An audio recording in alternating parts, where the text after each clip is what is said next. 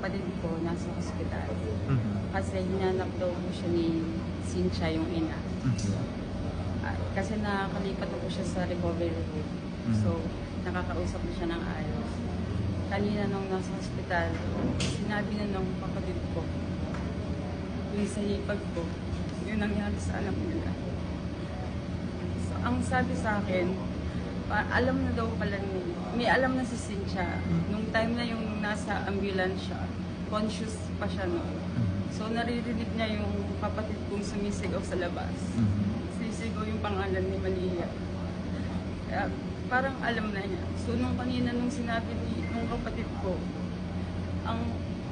ang gusto na lang malaman nung hipag ko is confirmation kung talagang wala na yung anak ko. Hindi ko lang alam kung ano yung naging reaction niya nung malaman. Pero ngayon, magkasama sila ngayon. So, hindi ko pa sure kung makakauwi na siya ngayon or bukas.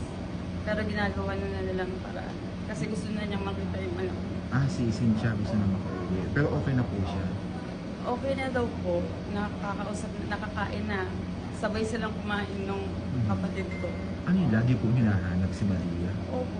Kasi alam niya po na magkasama sila eh. Kasi nung first day pa lang, sinabi na niya sa kapatid ko na, bakit wala siya dito sa hospital? So ang sinabi na lang po namin na kasama siya nung kapatid ko. Pero hindi niya alam kung anong alagay nung ni Malia. So parang nagsinungaling mo. Opo. Sabi na lang namin na kasama siya nung daddy niya. So, ang lagi niya sinasabi, pag yung kapatid ko dumadalaw sa kanya, ang sinasabi niya sa kapatid ko, huwag mong iwan si Malia. Hindi siya sanay nang wala tayo sa tabi niya. Either ikaw or ako. Hindi pwedeng wala tayo sa tabi. Paano